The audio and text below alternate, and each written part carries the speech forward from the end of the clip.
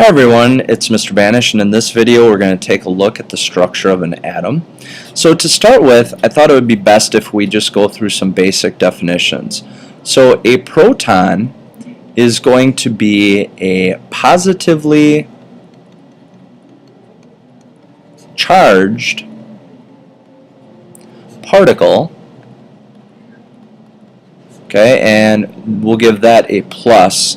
And so the way I remember it is that there's P for proton, P for positive, and the plus sign for that it's going to have a positive charge. So PPP, positive, proton, plus sign. Okay, another one is going to be a neutron, and a neutron is going to be a no charge particle, so it doesn't have a charge to it, and a lot of times we just represent that with the letter N. Okay, and we'll talk about that in a second. And then the third one that we need to know about is going to be called the electron, and the electron is going to have a negative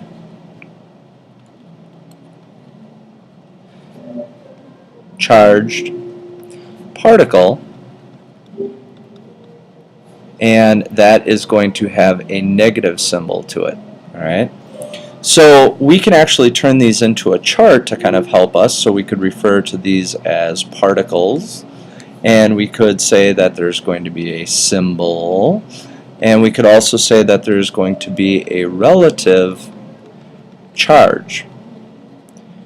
Okay, so let's turn this into something that we can help us remember it, or at least see it. So this time let's start with electron, and an electron is going to have the E with a negative to show that it is negatively charged, and this one has a 1 minus charge. Okay, so it's a negatively 1 charged electron. Then we have a proton, and a proton is going to be symbolized with a P with a plus sign, and this one is going to be a 1 plus.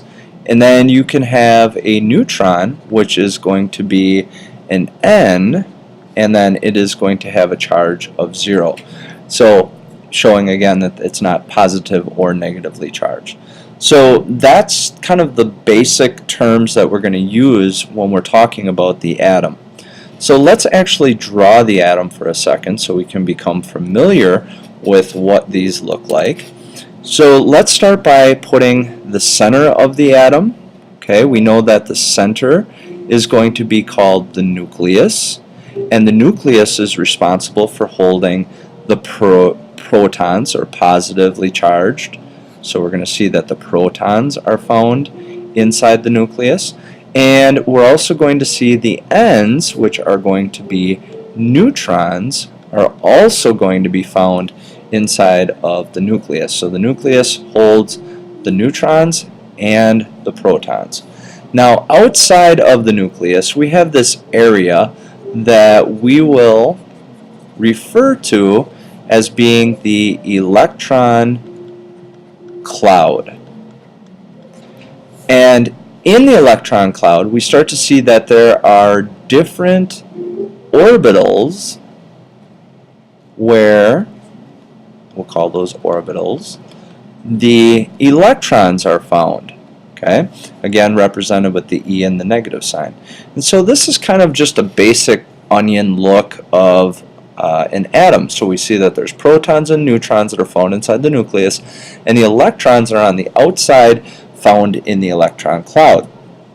So when we start getting into looking at some terms that go along with the periodic table, we can talk about things like the atomic mass, and we can also talk about things like the atomic number. Okay, so the atomic mass is the weight of the atom. And to get the weight of the atom, oftentimes we are going to be accounting for the mass of the protons, the neutrons, and the electrons. Now, the thing about the atomic mass is that almost all of the weight comes from having the protons and the neutrons inside of the nucleus. And so the nucleus is really where we find the mass of that atom. And so the atomic mass is basically built on protons and neutrons. Electrons barely weigh anything at all, so they're accounted for, but it's a very insignificant amount of mass.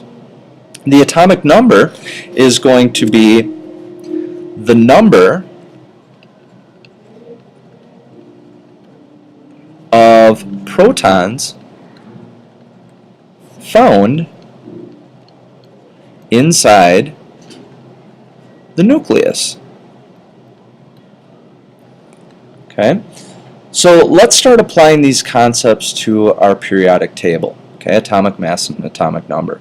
So I will pull up an example of the periodic table, and so let's start by looking at carbon. Okay, so this right here is going to be carbon. And down here, this number right here where it says 12 point, and so I'll put it up here, 12.0107, so there's a point that's right between there. This is what we call the atomic mass. Okay, so that number is the atomic mass. And if you remember, our definition of atomic mass is going to be the mass of the protons, neutrons, and electrons, specifically talking about basically how much do the protons and neutrons weigh. And so if we look at nitrogen, it's 14.0067. Oxygen's atomic mass is 15.994, and you can keep looking at those. Okay, so atomic mass. The other thing that the periodic table tells us is that this guy right here, okay, the C, okay, that is what we call the chemical symbol. Okay, and carbon, it works out nice because carbon begins with C and it's a capital C. Nitrogen, capital N. Again, that's the example of the chemical symbol. But sometimes they don't work out nearly as well. And so if we take a look at, trying to find an example for you where it doesn't work out as well.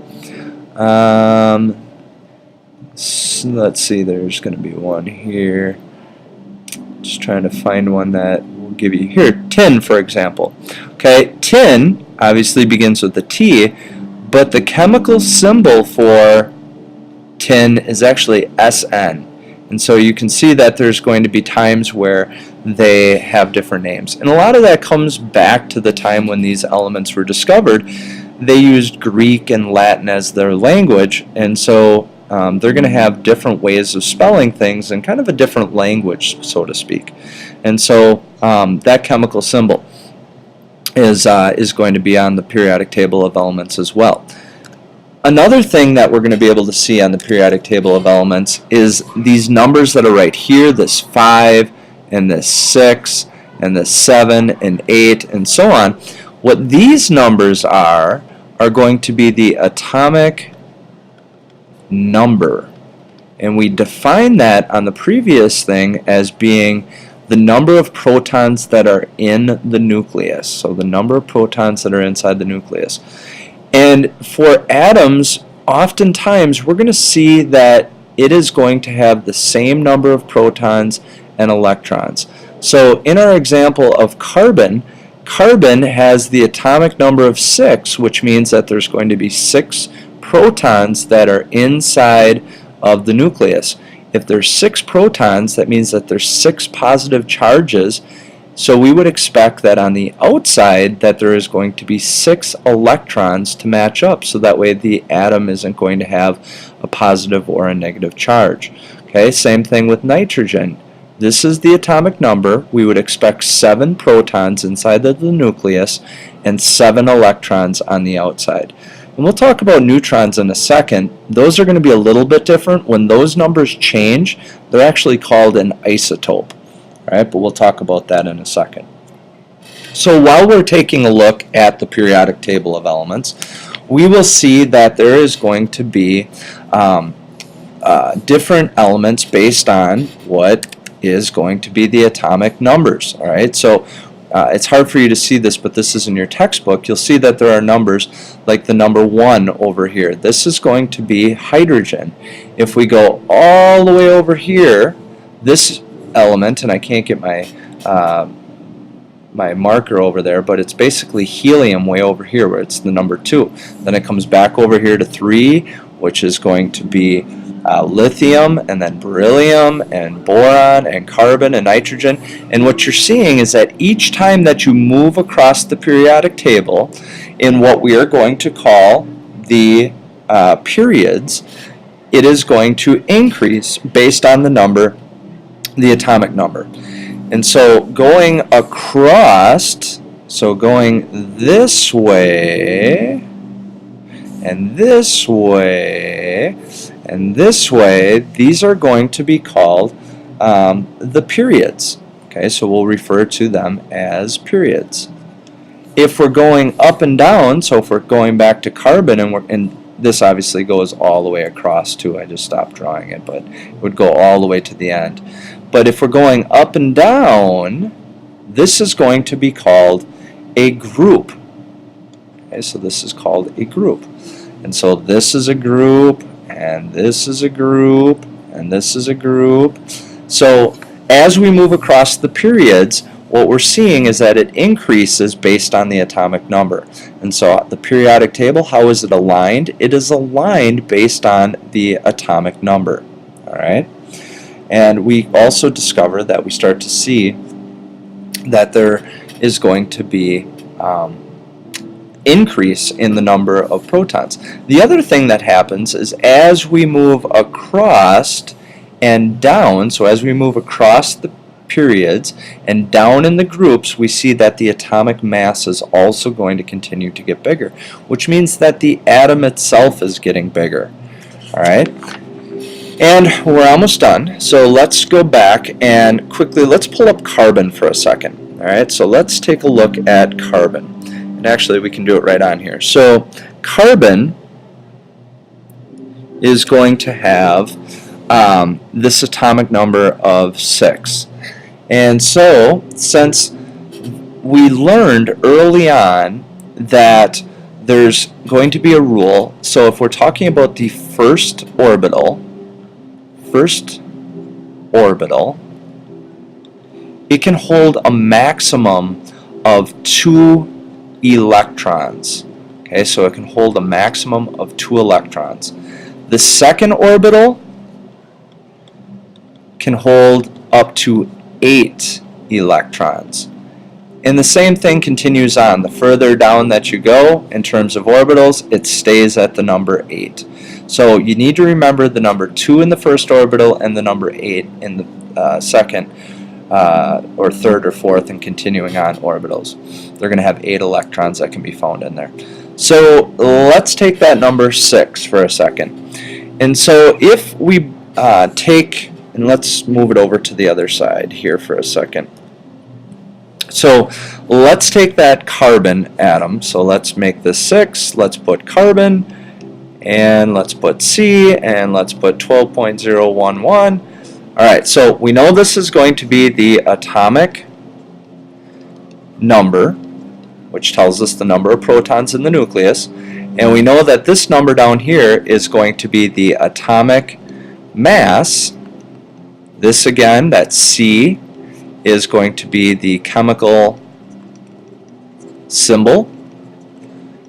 But when we're looking at carbon, for example, we said that if this is our atom, there are going to be 6 protons, 1, 2, 3, 4, 5, 6 protons that are in there.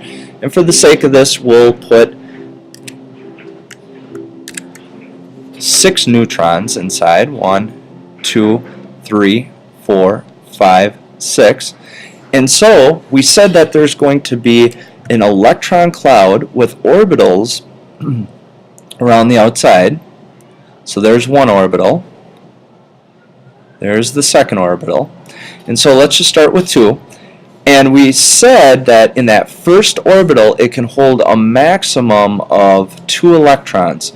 And so if our atomic number is the number of protons that are inside the nucleus. It has to match up to the number of electrons. So protons need to equal the number of electrons.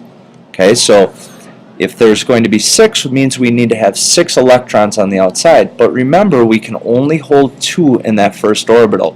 So if I draw in 1 and 2, alright, now I filled that first orbital. But since our atomic number was 6, and I took away 2, that leaves me with 4 electrons that are left over. Okay, so there's 4 of them. So they go to the next orbital because remember, it can hold a maximum of 8. So I'll draw those in. So 1, 2, 3, and 4. And so when you were reading your textbook, you learned that there is a term that's called valence electrons. And these valence electrons are going to be the electrons that are found in the highest energy level. Okay, so energy level. So this area right here, and so I'll put it back into red for you. Let's see if I can. Oop.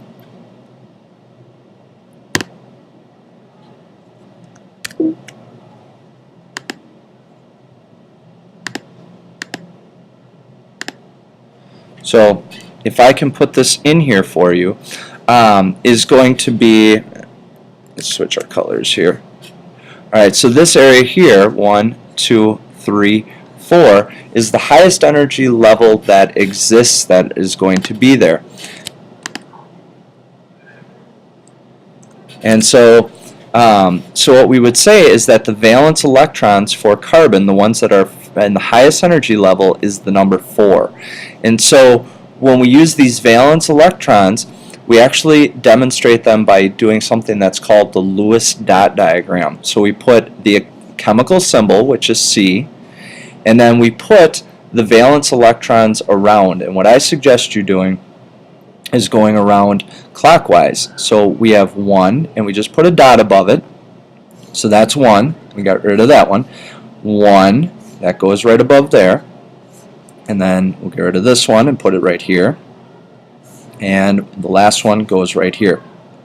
So this is how we would model this using the Lewis dot diagram. So what did we do? We took the valence electrons. How did we get the valence electrons? Remember, there can only be 2 in the first orbital and then 8 in the second orbital, and so on. All right, let's do another example together. All right, let's take fluorine, for example. So fluorine is found right here. Right, I can't get over there to show you. It's the number 9.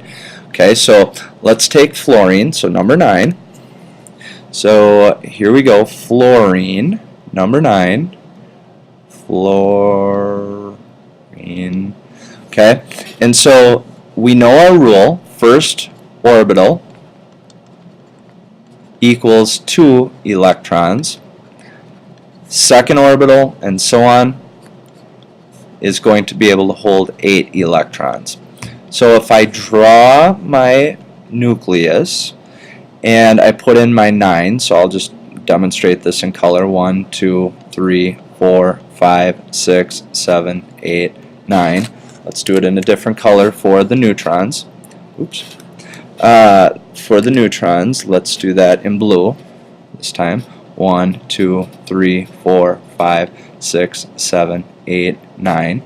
And we know that there is going to be an orbital. So there's the first orbital. And let's do another orbital. And so let's start with our rule. The number is 9. Okay, so 9 electrons, because remember, the protons have to equal the number of electrons. I'm going to subtract off 2 because that's what's going to be in the first orbital. And so that leaves me with 7 electrons. So let's draw those in. 1 and 2. Okay, so now I have 7 electrons. Now remember that we can hold a maximum of 8 in the second level. Okay, so if I go ahead and start putting those in, 1, and 2 and 3 and 4 and 5 and 6 and 7. So 7 electrons are there. So now we can go back over, and there are 7 electrons, or valence electrons, and I can do the Lewis dot diagram. So fluorine, which is going to get the letter F, and I'm going to go around clockwise. 1, 2, 3, 4, 5, 6, 7. Okay, so there's one spot that's open because remember the maximum that they have is 8. We call that the octet rule. And what I like to do is I like to circle them once they're filled. So when they have a maximum of 2 in those spots, you can circle it, meaning that there's one that's available right there for bonding. Okay, so that is going to be your definitions. One last thing is an isotope. An isotope is going to be when you have a different number of neutrons that exist. So if we were talking about fluorine, and we know that there is going to be 7 protons, 7 neutrons, and 7 electrons, because, no, I'm sorry, 9 protons, 9 electrons, that's coming from this atomic number. So if we know that, and if there's a different number of neutrons, let's say that there is 8 neutrons, so it's 1 less, this is actually going to be a different version of fluorine. Okay, so it's still a fluorine, but it's going to look different. It's going to behave differently because, again, you have 1 less neutron. And so isotopes mean that they have a different number of neutrons. If we apply that to our rule about carbon, so if we know that carbon has the number 6, so I'll quickly draw that for you, 6 with the C. So we know that there are going to be 6 protons, there's going to be 6 neutrons, there's going to be 6 electrons. So if we take and add 1 this time, so, and you would be given that information, as soon as this neutron changes, we refer to this as being an isotope. Okay, and so we'll talk more about those, but anytime that you have a different number of neutrons, it's going to be an isotope. Alright, and so this is, even though it's a type of carbon, it's going to look and behave differently. And so I hope this video was helpful.